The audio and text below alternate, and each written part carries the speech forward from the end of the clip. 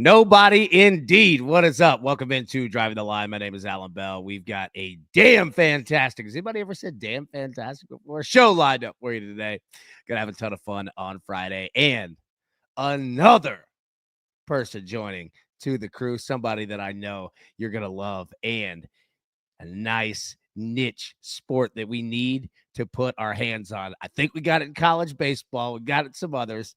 And now it's time to add another one to the arsenal. But before we do that, before we look forward, we always have to look back and see how we did on Thursday here. And 2 out of 2 for me, Wagner Stonehill. Boy, that first half was nothing, but it ended up coming through. Stonehill put up a bunch of points in the second half. Western Kentucky -2.5 comes through as well. Illinois and Washington State both lose, and then Drexel double overtime. Oh, that was brutal. We should have had a 3-1 night, but it is what it is. And our man Brad, tough one there on Nice. They weren't so Nice. That was the worst joke ever told in the history of life. So we'll just forget that ever happened. But like I said, before we look forward, we have to look back. Now we got that out of the way. So what we have to do is go ahead and get ourselves ready for the picks.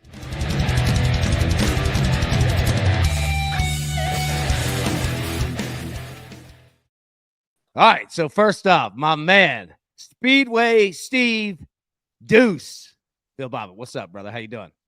Going, fellas. I'm really happy to be here. It's been a long time coming, AB. We've been trying to get together for quite a while. So I'm thrilled to bring some NASCAR to you fellas. 100%. Let me tell you, this is the best NASCAR capper in the game.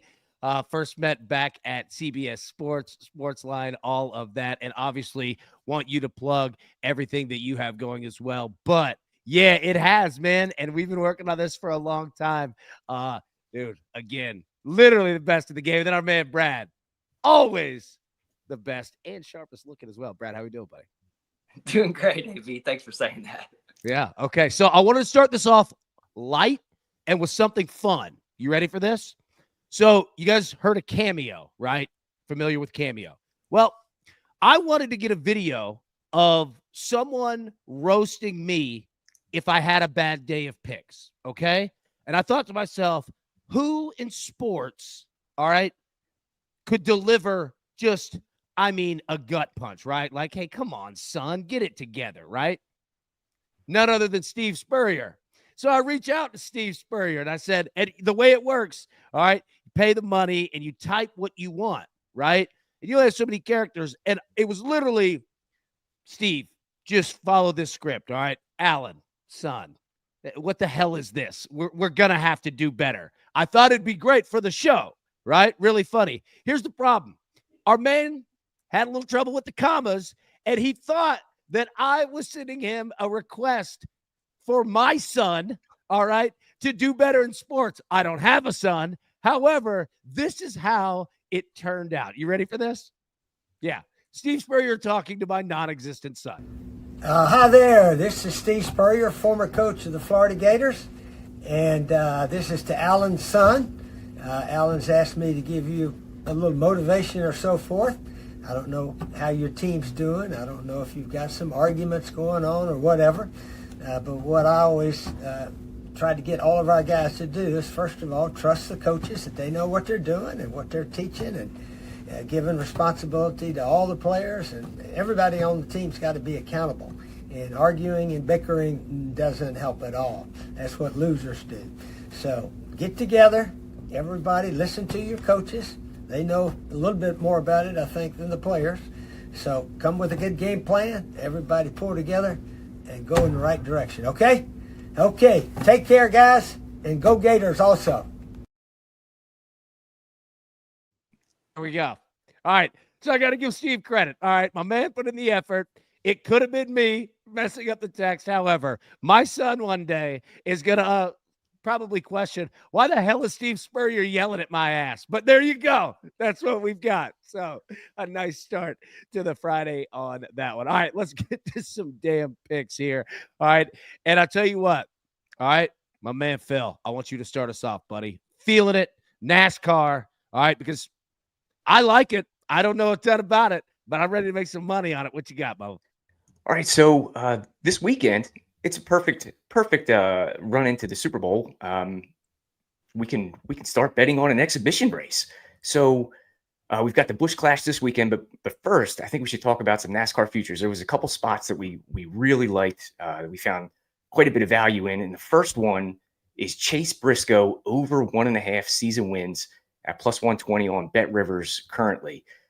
Chase Briscoe is a man on the move this season. He's heading from Stuart Haas Racing over to Joe Gibbs. He's stepping into the 19 car that was piloted by Martin Truex last season. Over the last 6 seasons, Martin Truex has won 16 races in that wagon. So this is a championship caliber car. It's a great team. If it was a different name on this over 1.5 season wins, if it was Martin Truex over 1.5, we'd be all in. So we like the equipment. We like Briscoe. Briscoe actually won 2 races in his SHR wagon, and that was more of a mid-pack type car rather than a race-winning rocket ship. So we don't know just how good Briscoe could be. This could be his breakout year. So we're going to take Chase Briscoe over 1.5 race wins this season at plus money. Let it rip. Keep going. Hey, speed it up a bit, but hey, just rip through it. You got it, brother. All right, cool. So then we're going to look at Michael McDowell under 0.5 win. He's not going to win this year. He's another man on the move. He's going from Front Row Motorsports to Spire Motorsports. McDowell is really, really good on the big tracks, on the super speedways. He actually had 5 poles in 6 races last year.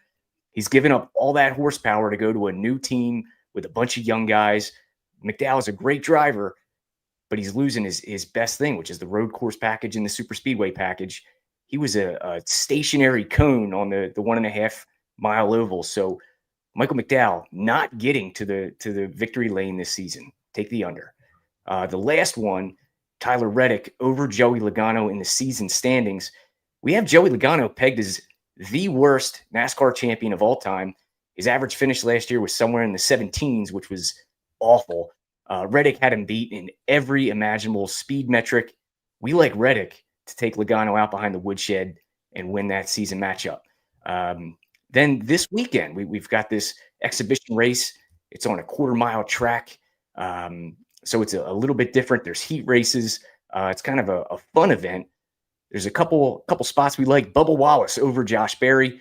Bubba's really, really good on these one-off things. He was strong last year at the Clash. Berry is he's a short track kind of guy, but he's going to a new ride.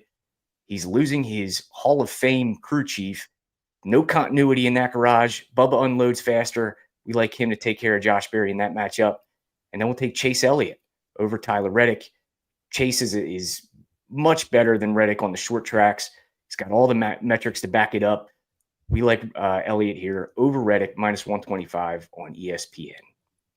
My boy, well done. And I was just messing with you about speeding up. That's how I get it.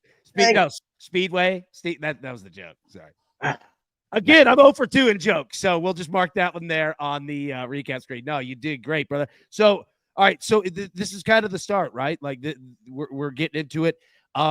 It's for anybody that has never bet NASCAR before. It's generally race every Sunday, right? At least for go ahead. Yeah, we actually you said I could plug things. So over at yes.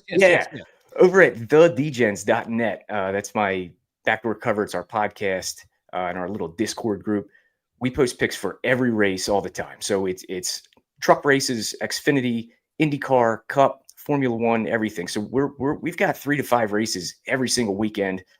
There is no sweat like a racing sweat. It's sort of like golf. There's props on everything, top manufacturers, head-to-heads, top 3, top 5, top 10. I mean, it is just incredible.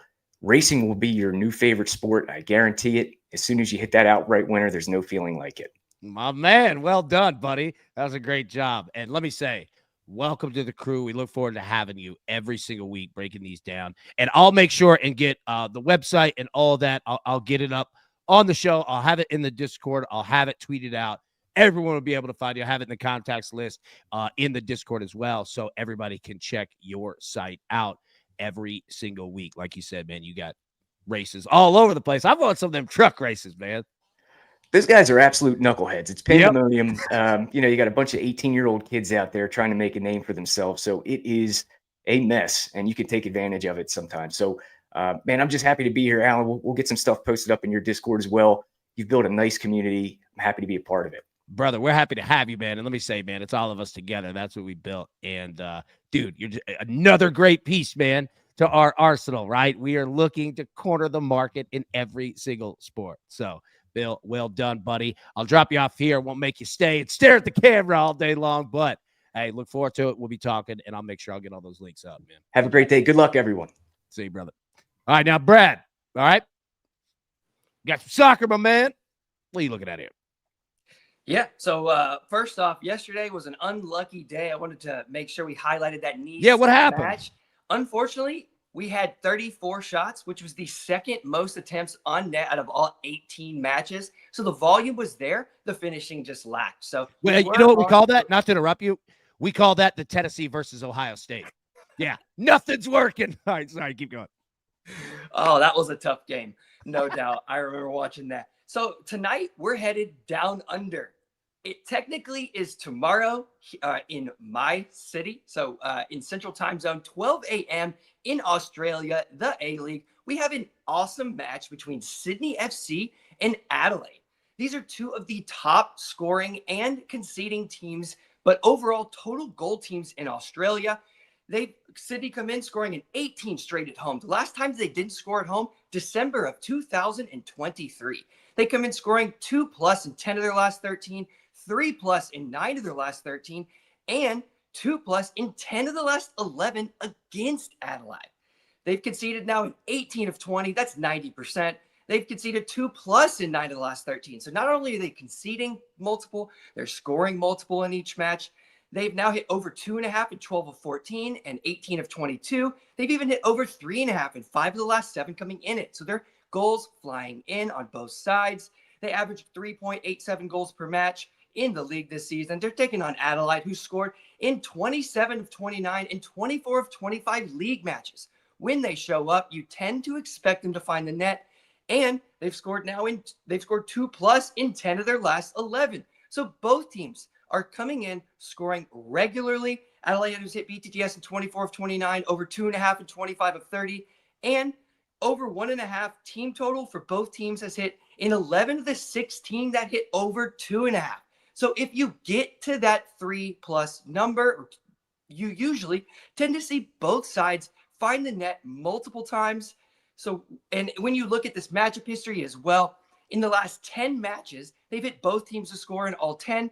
They've hit over 2.5 in 9 of the 10. So it's no surprise when you see that figure, both teams to score and over 2.5 parlayed together, hovering around -200. That gives you a 66% probability. They're saying that that number will come in 2 out of every 3 times, which makes sense. Each team has now scored 2+ goals in 2 of their 3 matchups against one another, and 2+ in 2 of the 3 with Sydney at home. Sydney's at home taking on Adelaide tonight. Both teams are scoring regularly. Instead of going for that 3.5 number, the best value on the slate is going for both team totals over 1.5. That way, if only one team manages to hit their team total, you'll at least get half of your bet back, a little bit of a safety net. But those are 2 great team totals to attack in the same match. I think that is a great opportunity for one side to push the other, and so on and so forth. These are great teams. They love to play open football. So tonight, when you're sleeping, hopefully we're cashing both team totals. There we go. Nice job. I love going to Australia, man, to get these picks. Awesome, awesome work right there, brother. All right, now, so I've got 3 picks here. Going to go 2 college basketball. Going to go 1 in the NBA. We'll start with the NBA. All right, so what position did you play?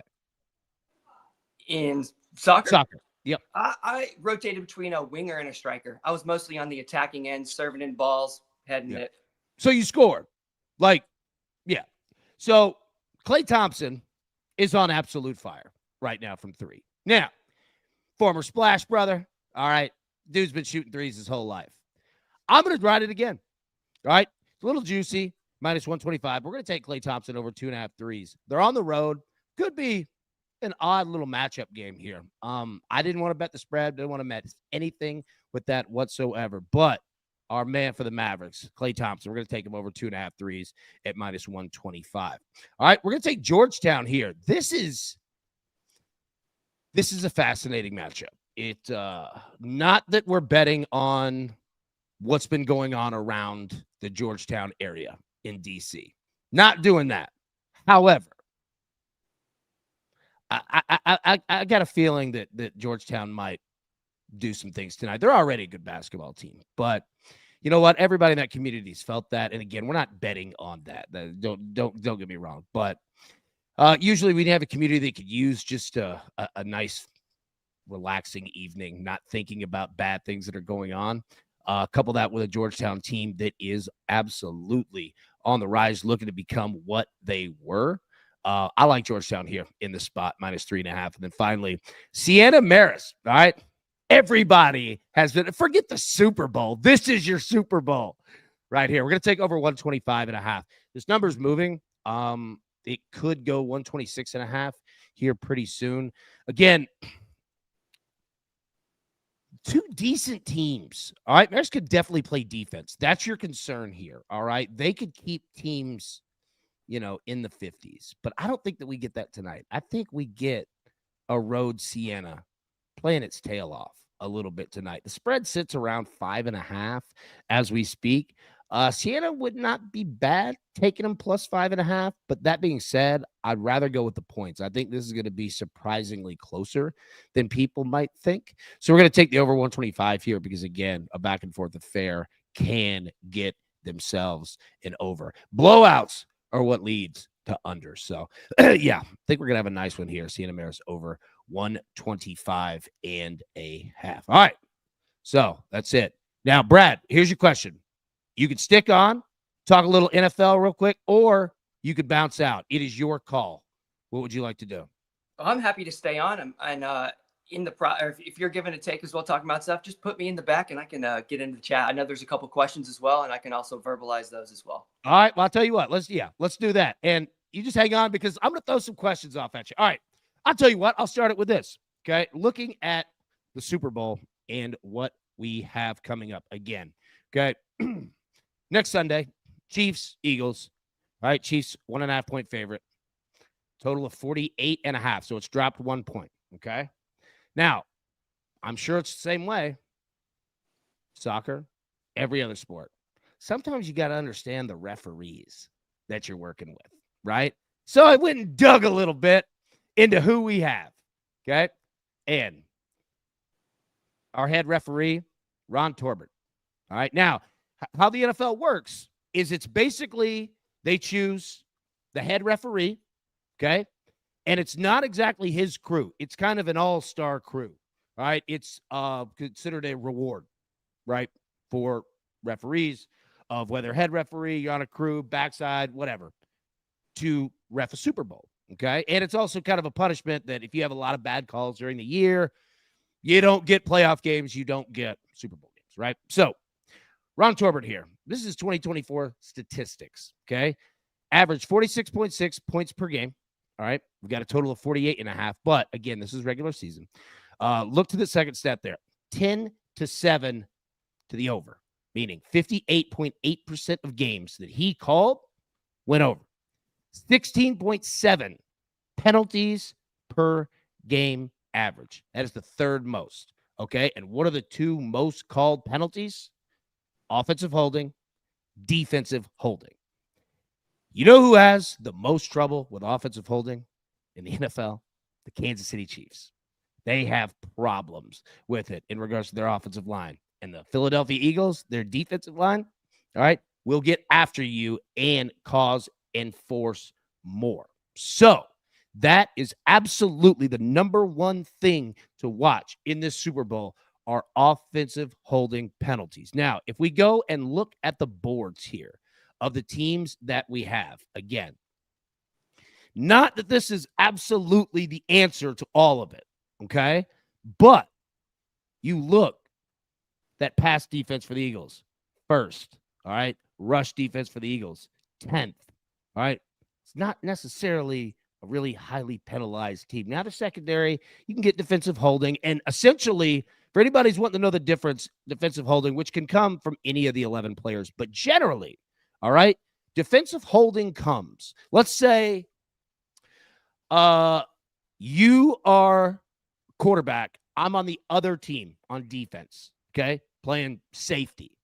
And you're lighting our ass up. You are just chucking it left and right, hitting us deep, all right?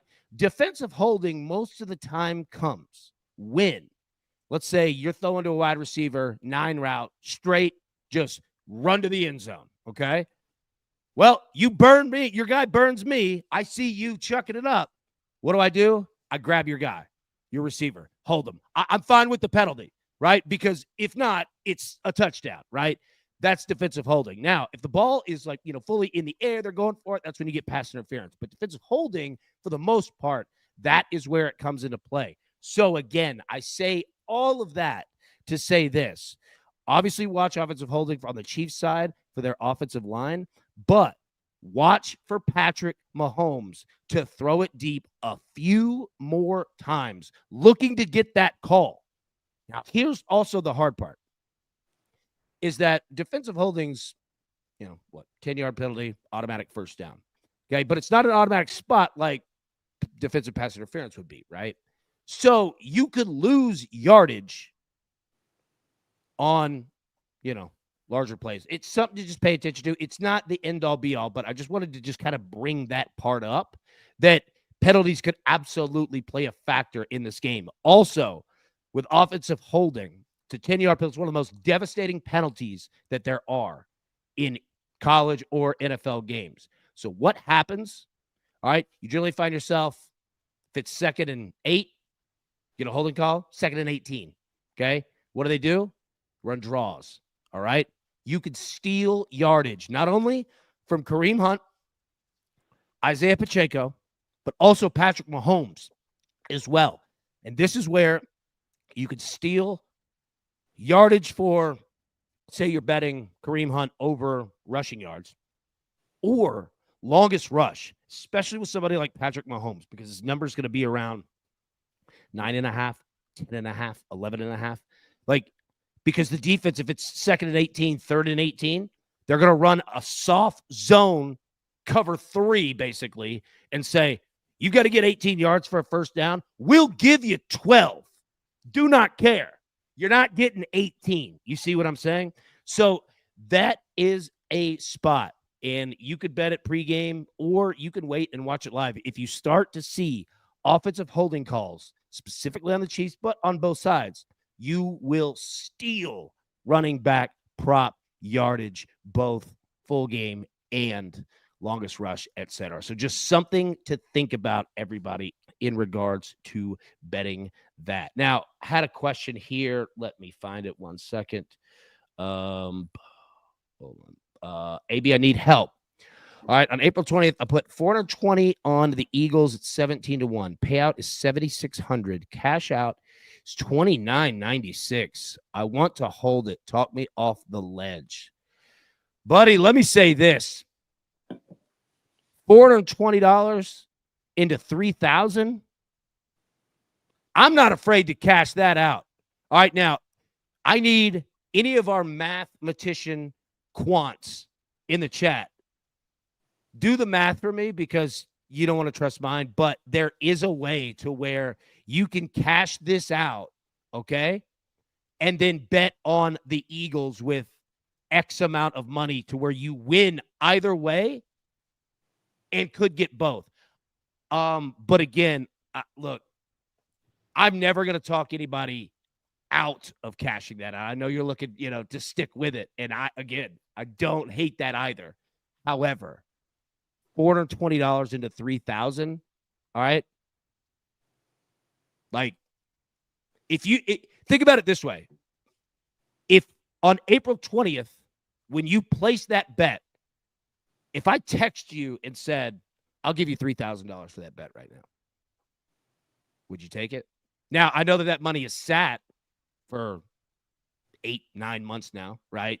That you want to get an investment for sure. But if you place that and I text you immediately and said, I'll Apple Pay you $3,000, you would take that. You know what I mean? So again, the crew, I want to hear you guys' thoughts in the chat in regards to that. And there's a way to hedge to do both. My math is not good enough, but brother, first off, well done to find yourself in that spot.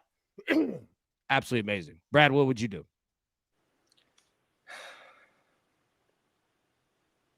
I'm not sure, honestly. I like your idea. So I'm not a big fan of losing money. So if there is an opportunity there to cash out, take that 3,000, put it on a plus money, and potentially have 6,000. Yeah, I might lose 1,600, but I'm out nothing. I mean, I think I'd consider it. But also, for everybody's financial situation, it depends solely on you. If you need the money for rent, you got to take that money. Like, you can't give up that money if it's life or death. But if you have a few extra dollars and you do this regularly, then, I mean, you did already put $420 on the Eagles to win. And now you're in a really advantageous position to let it ride. So it is definitely a personal decision, of course, and a very difficult one that you should lean into yourself and your own opinion as much as you can, so that you have to live with yourself at the end of the day. If you feel like you made the wrong decision, just make sure you act with your brain and your heart. Yeah. Excuse me. And look, and I'm with you, like, in regards to this. I think that the best way, and you know what? Like, again, well done. Second, I want to, like, keep discussing this, like, as we go, like, throughout the week, right? So don't have to make a decision right now. But I think the easiest way would be the cash out and then bet, like, on the Eagles with X amount. And again, I'm not smart enough to do those equations, but there's something there to where you win either way, right? You guarantee yourself a profit. Or, hey, look, man, let me say this. Let me give you an example, Brad, of somebody who bet it all and it worked. You ready for this? The Kansas City Chiefs had a playoff team and a playoff quarterback named Alex Smith. Okay. Lost to the Titans in a, fun playoff game, but the franchise was doing good. Well, they go in the offseason, go in the draft, see a kid named Patrick Mahomes. Not a lot of people were talking about him. Patrick Mahomes went 15-25 in college. Now, he was a first-round guy, right? Don't get me wrong, but Patrick Mahomes wasn't Patrick Mahomes at that moment. The Chiefs did their scouting, traded up in the draft to go get him. People were like, they weren't crushing it, but it was like, well, that's a ballsy move. You know what I mean? That is a decision that if it doesn't work, everyone is fired. Everyone. And look what it did. They put all their chips on the table. And it worked. They trusted their guys, and they made the move and said, forget it. This is who we want. So that's why, like, I will never crush anybody who's betting on themselves and betting on what they believe. Because look what the Chiefs did. And I get it that there's Chiefs fatigue, but damn it, they earned that. Like, they earned that, man. Like, that was a risky move, and they did it, and it paid off. Also, shout out to Alex Smith, who was a huge mentor for Patrick Mahomes. And the first Super Bowl that Patrick Mahomes won, he ran to the locker room, no joke, ran to the locker room to call Alex Smith, crying, thank him for everything that he did. Because, I mean, you get it. Like, it's weird. Imagine if I'm a quarterback of a team that just went to the playoffs, and then we trade up to draft you. Now, I don't know you, but it's life, human beings. You know what I mean? Like, okay, oh, so you're coming to take my job. I'm a grown man with a family. I have bills. You know, like, you get it. You played. You understand professional sports. Like, yes, it's the love of the game, but this is a profession. You're taking a grown man's job, right? And Alex Smith, the absolute stud of a human being that he is, was like, kid, I got you. I got you. I love this team. I love these kids. Like, don't worry. You know what I mean? So I love that aspect. I like going back to that, man. It is, dude, it's pretty cool. So anyways, all right. Yeah, I want to talk more about that bet and what to do in regards to cashing out or not. So please keep us updated in regards to that one. Let me put up our Super Bowl picks that we have. so far our running list. We're going to have so many more starting this weekend. And also, we will be live today, Monday through Friday, 3 p.m. Eastern, for our Driving the Nightline show. Get your best bets for the night, 5 minutes or less. And then we will have on-demand Saturday and Sunday. Get you the picks, get you everything you need. Won't take up all your time. We'll clearly next weekend be live, have a pregame. We'll do it in the morning, and then we'll also have a pregame kickoff for the Super Bowl. Then we're going over to Mim's house to watch it. But these are our bets that we have, all right? Eagles money line, Saquon Barkley TD. Saquon Barkley 2+ touchdowns, plus 310. Saquon longest rush, over 24.5 yards. Patrick Mahomes, over 6.5 rush attempts. And the Chiefs-Eagles 2-point conversion attempt. Remember, that 2-point conversion attempt is the attempt, and it counts for either team. Doesn't have to be successful. There's that bet too. All right. We don't have to risk too much. We're just going for the attempt on this one. Okay. Now, here's our final question. We'll get out of here. Let me put the picks back up.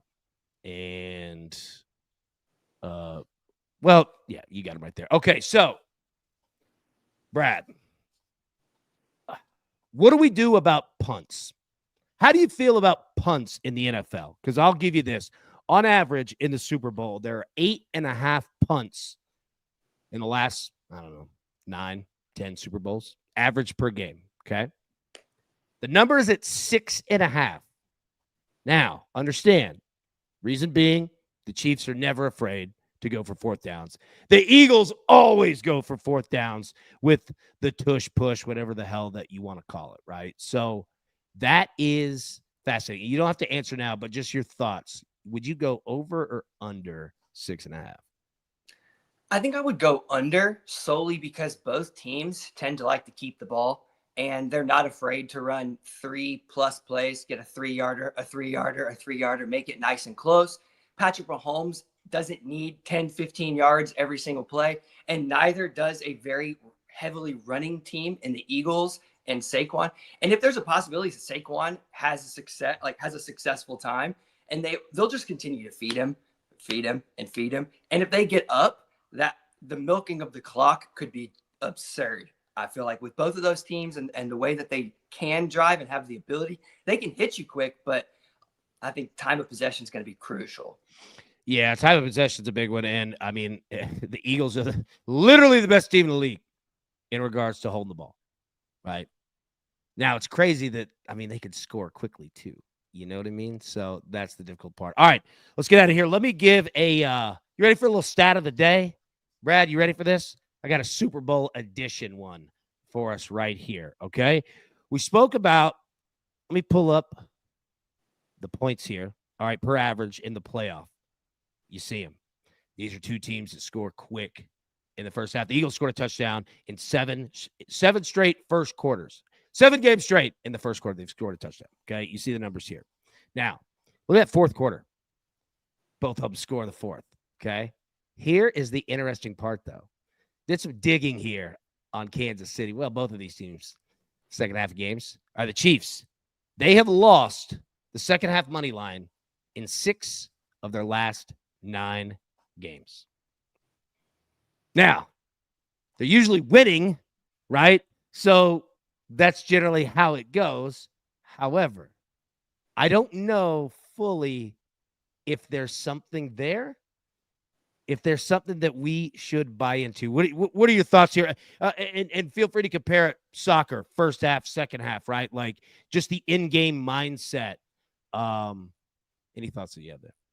Yeah, in football, if you're up at halftime, your manager is going to come at halftime and give you a nice tactical talk. Typically, restructure the squad. If you're up by a goal, if you're up by 2 goals, you're going to come out with a different mentality. It's just how it is. You don't want to concede. If you're up by 2 and you don't concede, you win no matter what. So by nature, you'll sit a little deeper. And when you do that, you invite pressure. You invite people to have attempts on your net, get the ball in your box. And when you do that, it just, time after time after time, there's a good chance that team's going to find some success. I love it. You're exactly right.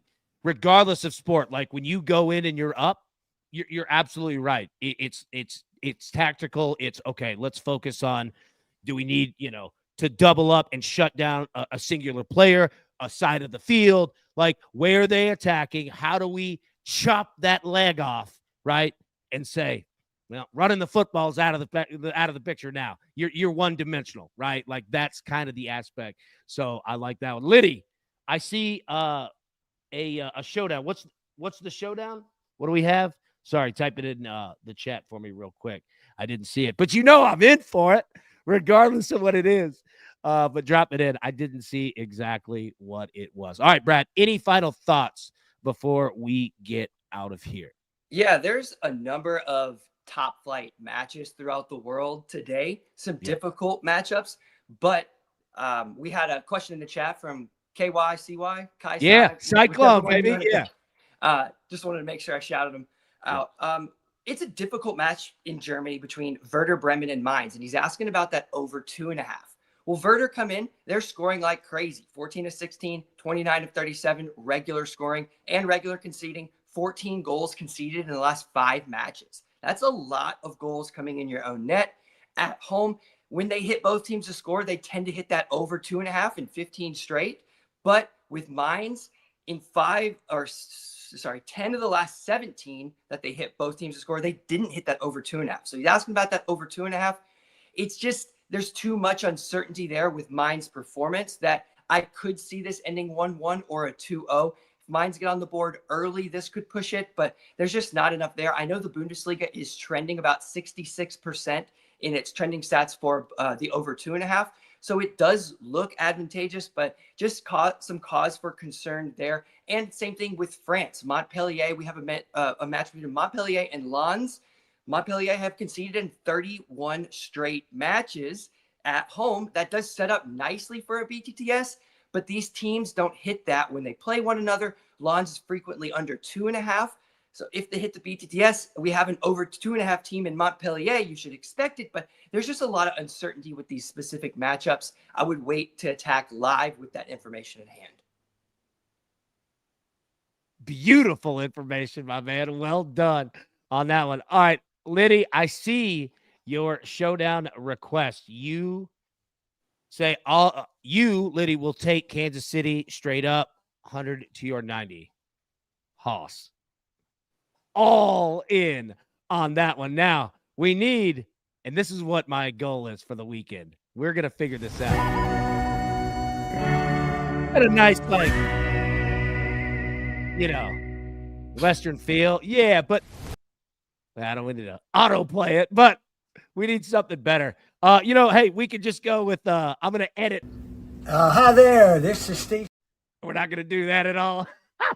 I'm going to cut up Steve Spurrier quotes, and that's what's going to be. Liddy, absolutely, on the showdown, 100%. 100%. Okay. All right. Brad, appreciate you so much. Our man, Big Phil, Speedway Steve, 2. Well done as well, buddy. We sure do appreciate you, and welcome to the crew. All right. We'll be live at 3 p.m. Eastern today.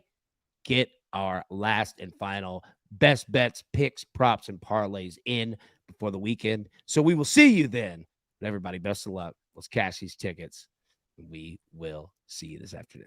Thanks. Who's got it better than us? No!